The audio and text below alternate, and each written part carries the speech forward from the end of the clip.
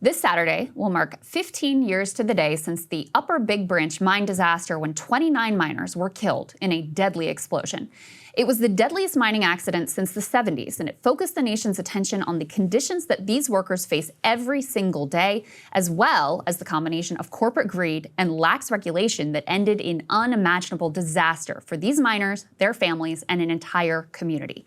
When the final investigation was released by the Mine Safety Health Administration, they found that Massey Energy, the owner of the Upper Big Branch mine, had flagrantly violated safety requirements for adequate ventilation, allowing an explosive buildup of methane that caused the tragedy. But there was another culprit that was identified in the report, the Mine Safety and Health Administration, called MSHA itself. The agency, in spite of issuing Massey with some 515 safety violations at that mine alone in the year preceding the tragedy, they never escalated to issuing a flagrant violation which would have triggered a much larger financial penalty. The admission reflected a recognition that without dogged regulators, all the laws in the world mean absolutely nothing. The tragedy triggered a reform effort to crack down on unscrupulous coal barons, tighten up enforcement, and ensure that the regulators were not in bed with industry. The effort moved forward in some fits and starts, and reforms were more incremental than transformative. But progress was made. The new MSHA protocols brought down injury rates and helped to bring a little more security to an inherently dangerous job. 15 years after this tragedy, however, that small agency charged with looking out for miners is being shredded by Elon Musk's Doge effort to chainsaw through federal bureaucracy.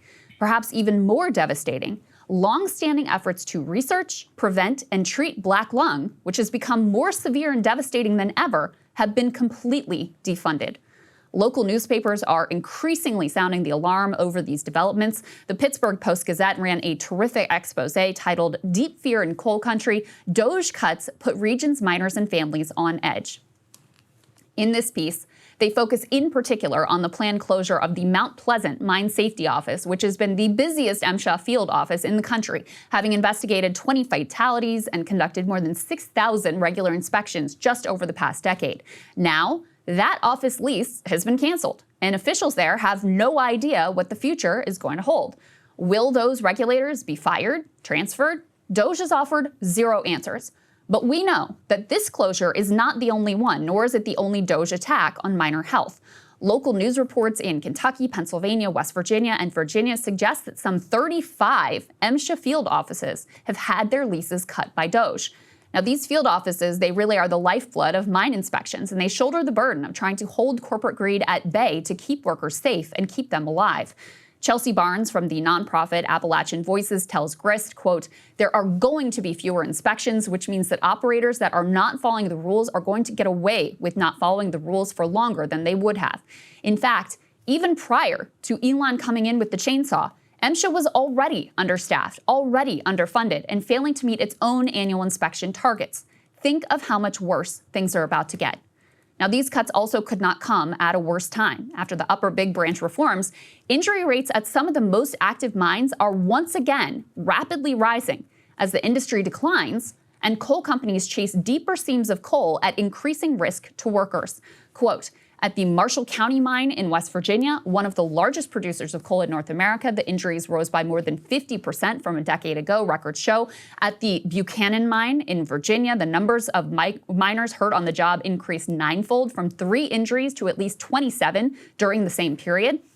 And at the same time, a particularly brutal new form of black lung has also been ravaging miners at younger and younger ages, sometimes after only a short period on the job, due to increased airborne silica dust.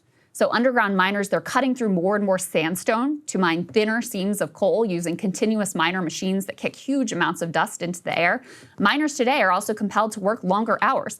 10 to 12-hour shifts are common, with fewer breaks contributing to more intense levels of exposure. Remember, Appalachia continues to suffer from poverty. Coal mining remains one of the few ways in the region to earn a middle-class living. So these conditions of economic deprivation have stripped workers of power and left them with few choices but to trade their health for their livelihood. Sadly, union representation among miners has also fallen significantly from its peak. Many miners today are, in fact, non-union. And as worker power declines, miners are at the mercy of regulators to enforce the safety standards that can make the difference between facing the miserable, slow suffocation of black lung and getting to enjoy the fruits of your hard work with your family into old age. Identifies just how badly impaired his lungs have become. The test confirms what he and respiratory therapist Lisa Emery already know. Almost there. Big breath in. Suck in, suck in. Good. Take a break. You can take your nose. Kevin's black lung is so severe that he can no longer work in the mines. Yeah, these things are tough. What's different about Kevin is his age. Used to be black lung didn't force a man out of the mines until he was in his late 50s or early 60s. Kevin is just 34. Kevin has been a coal miner almost half his life. There he was at age 18, suddenly making more money than he ever dreamed possible. The first 6 months underground, at $12 an hour, made $76,000. In 6 months? In 6 months. That's how much I worked. Sometimes I wouldn't even go home. I'd go out and sleep in the parking lot, get back up and go back in. Then you look at stuff different. How?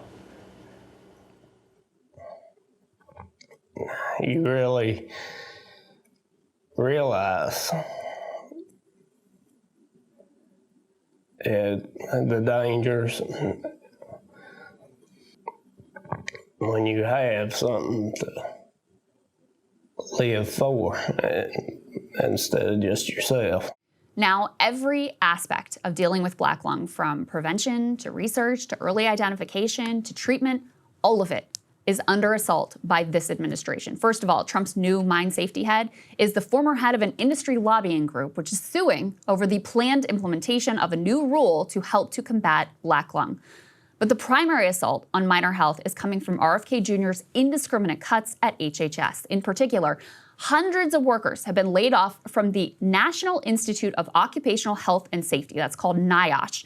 This is the office within HHS, which is specifically targeted at worker safety from cops, firefighters, and miners. And there is probably no group of workers that benefits more from the work of NIOSH than miners. In fact, researchers at this commission, they were the first to identify this new aggressive form of black lung that is afflicting miners due to that increased silica dust. According to Louisville Public Media, quote, Pittsburgh's research branch alone boasted an experimental mine, an acoustic chamber, and a lab that was instrumental in proving that miners were slowly dying by inhaling toxic silica dust. NIOSH also runs a mobile clinic that rolls through coal country to screen miners for black lung in its early stages and consult with them on treatment plans and track the spread and virulence of this deadly disease. But perhaps NIOSH's most important work is administering a program that allows any miner with signs of black lung to receive a job transfer within their own company to non-dusty work with no loss of pay and no loss of benefits.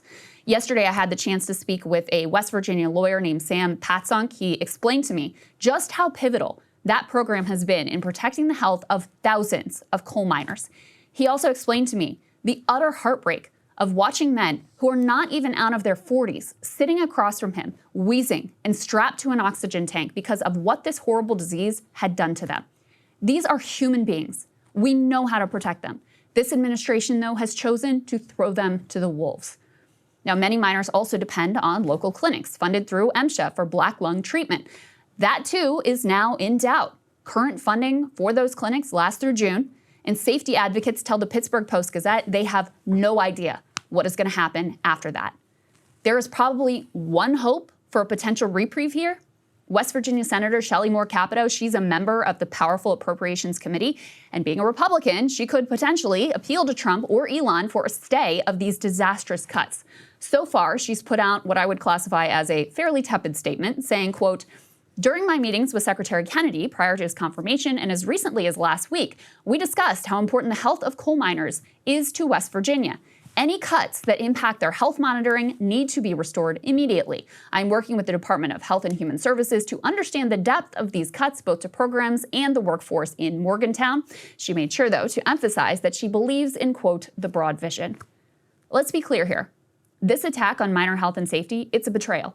It's the latest betrayal in a long list of national betrayals of Appalachia that has led to over a century of extraction and exploitation that helped to build the nation, made a few very wealthy, and hung the workers and ordinary citizens of this region out to dry.